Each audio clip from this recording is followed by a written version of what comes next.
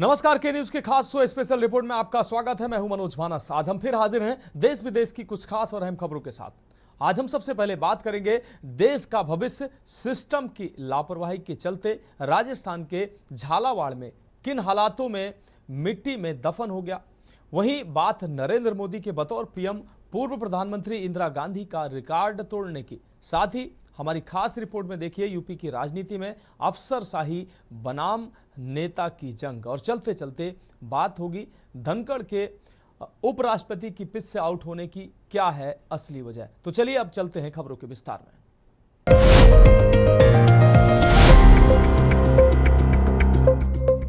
तो special report में पहले हम रिपोर्ट की बात कर लेते हैं। राजस्थान के झालावाड़ जिले के पिपलौदी गांव में स्कूल की छत गिरने से दर्दनाक हादसा हुआ। यहां एक सरकारी स्कूल की बिल्डिंग की छत अचानक गिर गई, जिससे स्कूल परिसर में अफरा तफरी मच गई। प्रार्थना सभा के दौरान हुई इस घटना में आधा दर्जन से ज्यादा बच्चों की मौत की जानकारी सामने आई है। हादसे के बाद शिक्षा मंत्री मदन दिलावर ने घटना की उच्च स्तरीय जांच के आदेश दिए हैं। ये खास रिपोर्ट देखिए। देश का भविष्य मलबे में हुआ दफन, स्कूल की छत गिरी, मर गए मासूम। स्कूल में ज्ञान की जगह मिली मौत। झालावाड़ की घटना का कौन जिम्मेदार? स्कूली बच्चों की मौत का कौन है गुनहगार? भ्रष्टाचार की छत, स्कूल बना कब्रिस्तान। वास्तव में हादसा दुखद है।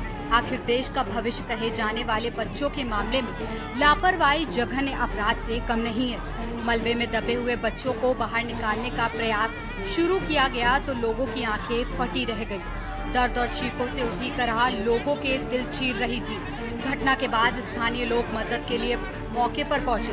एकजुट होकर सभी मलबा हटाने में जुटे। स्थानीय लोगों ने जल्दी से जल्दी बच्चों को बाहर निकालने में मदद की। आपको बता दें कि झालावाड़ जिले के मनोहर थाना क्षेत्र में ये हादसा हुआ। घटना में सामने आया कि स्कूल की छत काफी समय से जर्जर हो रही थी और लगातार हो रही भारी बारिश के बाद छत के गिरने का अंदेशा भी बना हुआ था। इसके बाद भी इस पर ध्यान नहीं दिया गया। नतीजा, मासूम बच्चों की जान चली गई। गंभीर घायल बच्चों को झालावाड़ जिला अस्पताल रेफर कर दिया गया।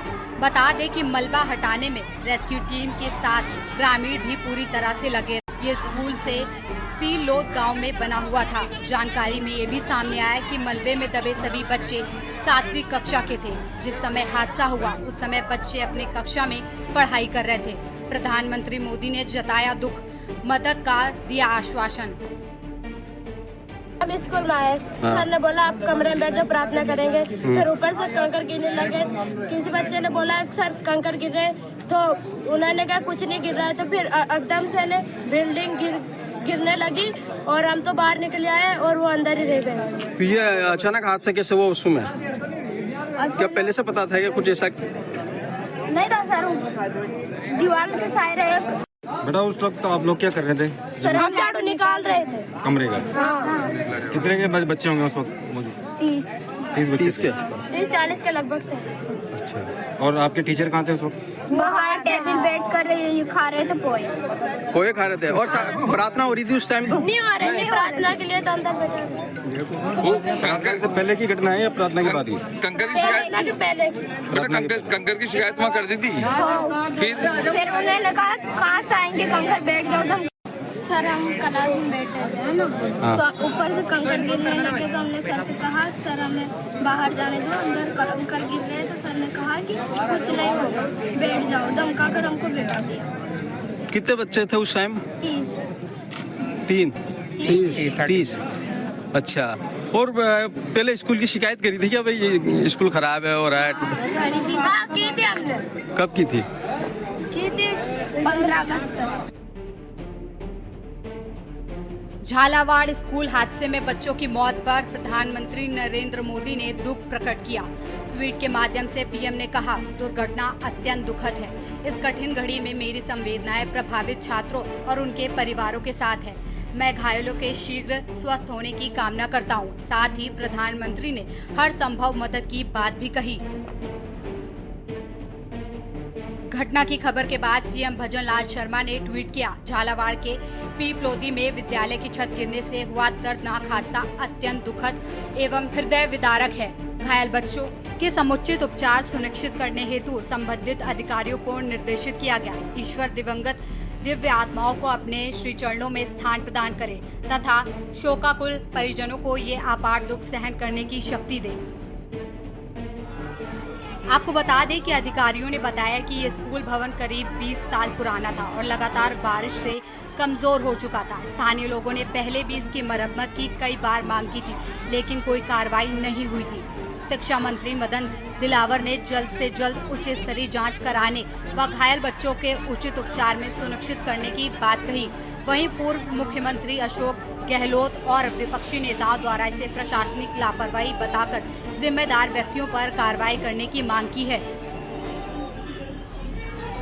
ये बड़ी दुखद और पीड़ादायक है। मैं उन बच्चों के प्रति भी नमन करता हूँ। उनके परिवार अभिभावकों को भी संबल देने के लिए बड़ा पीड़ा के साथ, कष्ट के साथ उनके संवेदना व्यक्त करता हूँ और इसकी पूरी जांच की जाए।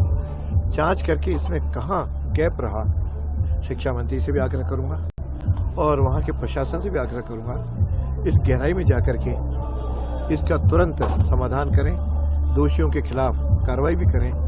और अभी स्टेट के अंदर जिस प्रकार से बरसात है और अभी 1.5-2 महीने आने वाली है, ऐसे सभी स्कूलों को चेक करें ताकि जर्जर भवन में है तो उनकी ऑडियो व्यवस्था भी करें। आज भी कई स्कूल इस तरह से जो जर्जर हालात में है, तो इस तरह के ये तो हर जिला स्तर पर इसकी समीक्षा की जाएगी, तब जाकर मालूम यहाँ केंद्रीय लेवल पर कौन से जर्जर हैं, इसको जानना कठिन होता है। तो सारे जिला कलेक्टर अपने अपने जिले के सारे स्कूलों के भवनों का वह निरीक्षण करें और उसमें जो भी जर्जर हैं या इस तरह का है, उन बच्चों को पास के किसी स्कूल में या अन्य कोई अल्टरनेटिव व्यवस्था करें ताकि किसी भी बच्चे की जान न जाए। राज्य के शिक्षा निर्देशक ने इस हादसे को बेहद दुखद बताया और कहा कि मानसून से पहले ये सभी स्कूलों को व्यापक सुरक्षा निर्देश भेज दिया जाए। उन्होंने बताया कि क्षतिग्रस्त और जर्जर स्कूल भवनों की सूची समग्र शिक्षा अभियान को भेजी गई थी, लेकिन संबंधित विभागों में प्रक्रिया अटकी रही। स्पेशल डेस्क के न्यूज इंडिया। तो स्पेशल रिपोर्ट में अब बात करेंगे अगली अहम रिपोर्ट की। नरेंद्र मोदी देश के लगातार सबसे लंबे समय तक प्रधानमंत्री रहने वाले दूसरे प्रधानमंत्री बन गए।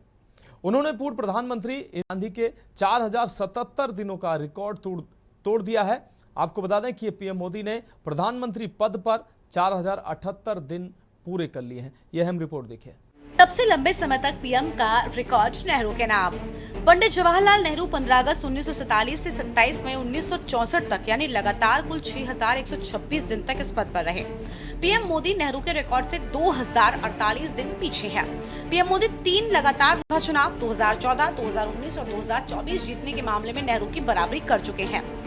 अगर वो 2029 का चुनाव जीतने के बाद प्रधानमंत्री बनते हैं तो लगातार पीएम बनने का रिकॉर्ड भी टूट सकता है। 9 जून 2013 की घटना है। गोवा में बीजेपी राष्ट्रीय कार्यकारिणी की बैठक का आखिरी दिन था। तब के पार्टी अध्यक्ष राजनाथ सिंह सबसे आखिर में भाषण देने आए। 25 मिनट तक राजनाथ ने सामान्य चुनावी बातें की और पार्टी नेताओं के बड़े दिल की तारीफ की और मोदी पीएम पद के लिए प्रत्याशी घोषित कर दिए गए। आपको बता दें कि फिलहाल की उपलब्धि पीएम मोदी के राजनीतिक सफर में एक नया अध्याय है।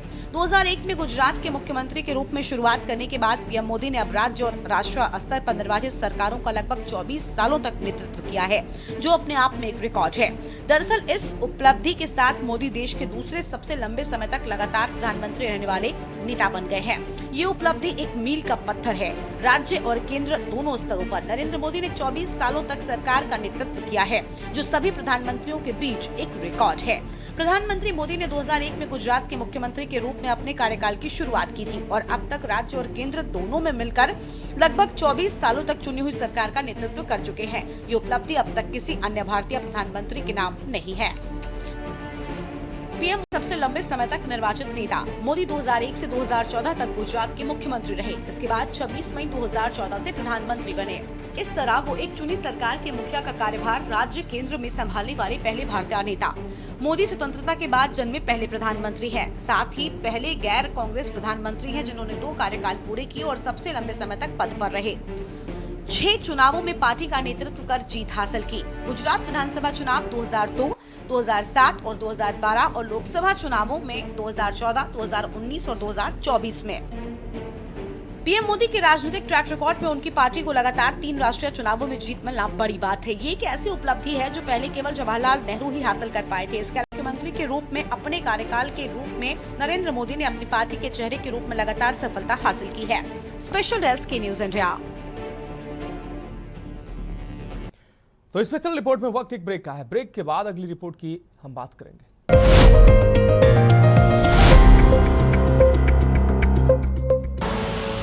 आप देख रहे हैं के न्यूज, खबरों का सारथी।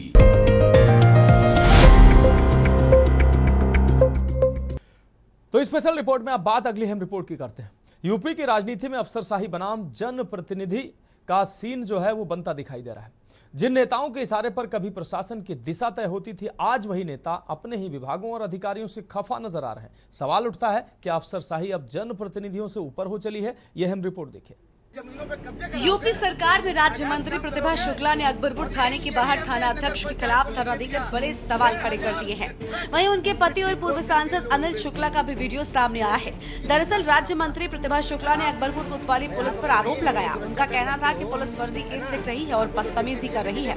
उन्होंने आरोप लगाया कि भाजपा कार्यकर्ता के खिलाफ पुलिस ने फर्जी केस लिख दिया और उसके साथ बदतमीजी की गयी। इसमें 3 बातों पे बात हुई थी पुलिस अधीक्षक महोदय से कि हमने ये कहा था कि आप जो चौकी इंचार्ज है उसको हटाइए, लाइन हाजिर कीजिए और ये मुकदमा वापस लीजिए, क्योंकि मुकदमा बिल्कुल निराधार है, झूठा है।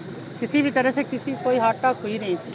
तहसीलदार उसके गवाह थे, सामने बैठे हुए थे, कहीं इस तरह की कोई बात नहीं थी, किसी गाली गलौज नहीं हुआ था।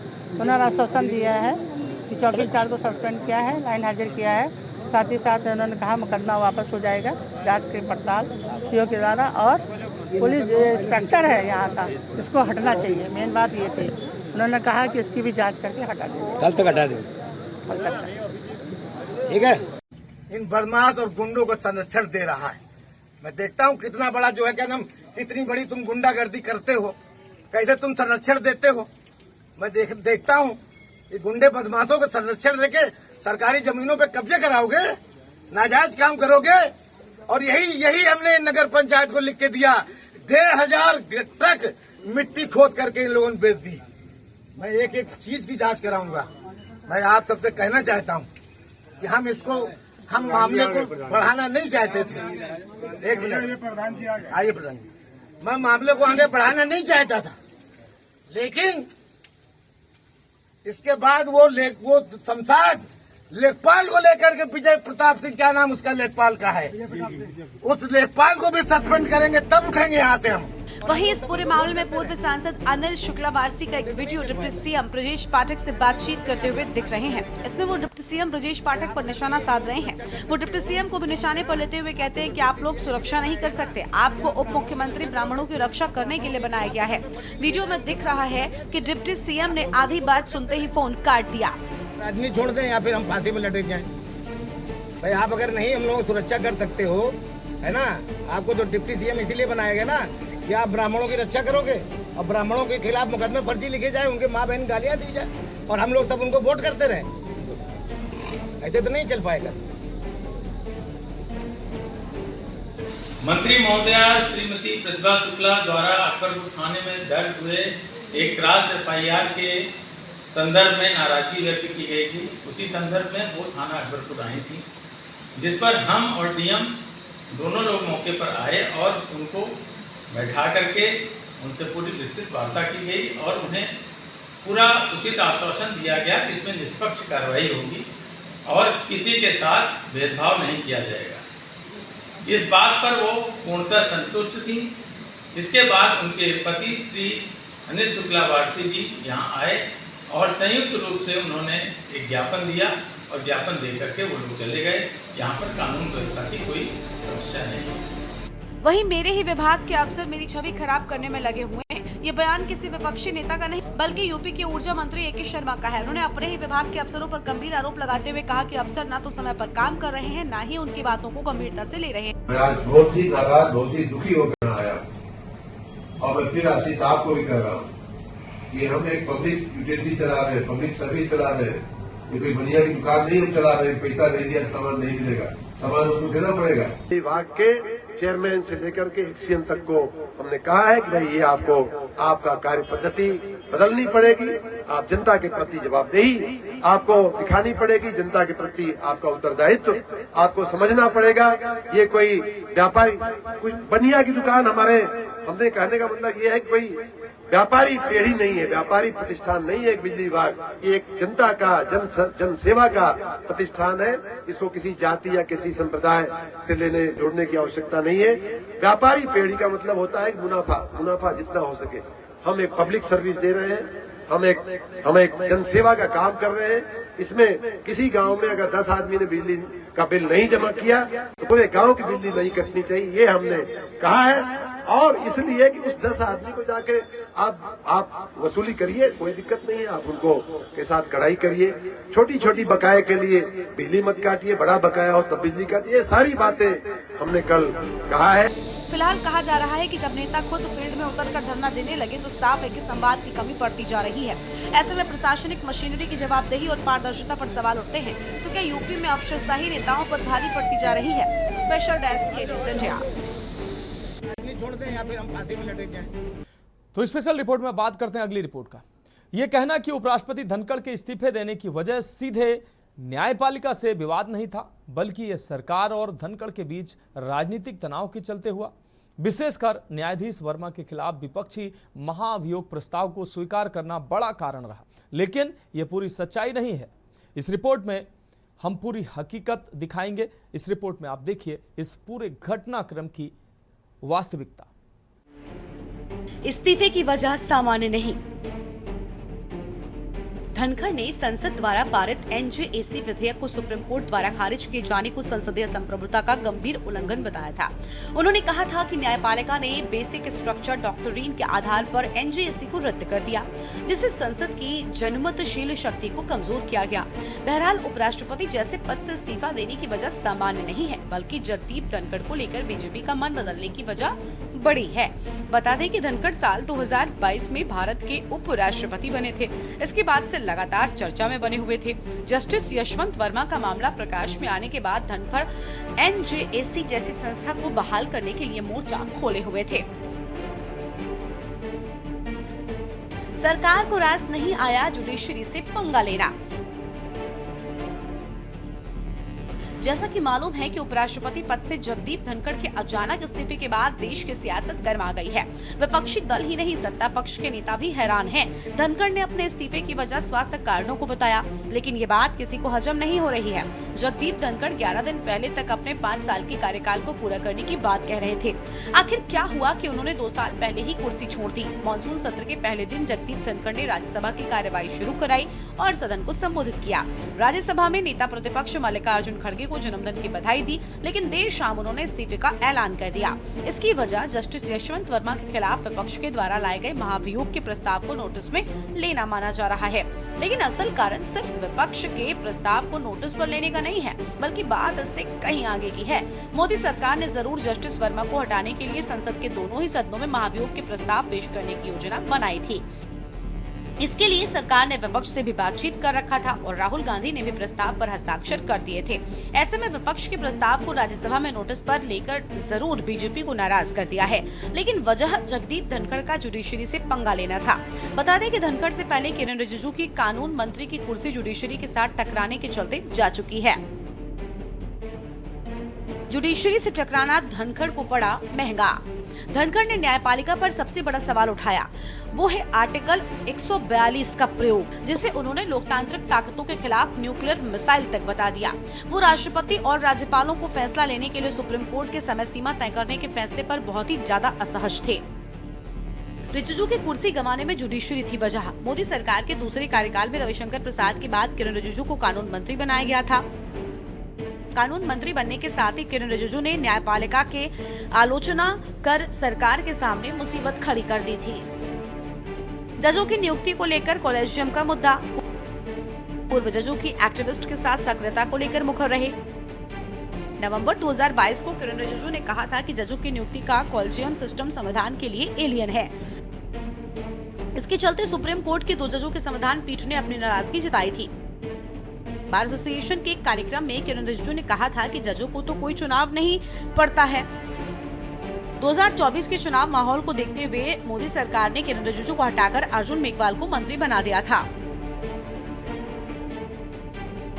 आपको बता दें कि मोदी सरकार स्पष्ट रूप से एनजेसी जैसे किसी कदम से न्यायपालिका को नाराज करने के मूड में नहीं थी।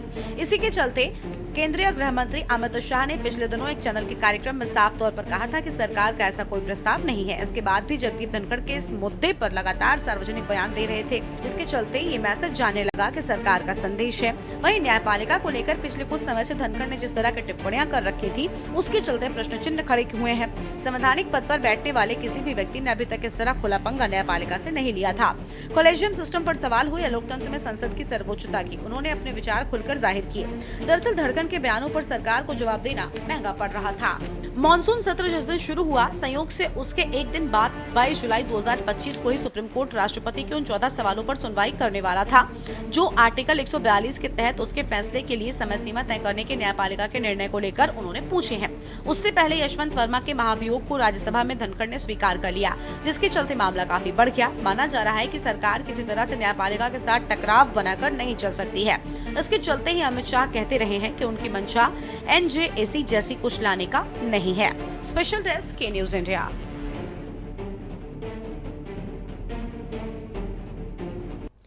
तो स्पेशल रिपोर्ट में आज के लिए मेरे साथ इतना ही। मुझे दीजिए इजाजत और आप देखते रहिए के न्यूज इंडिया।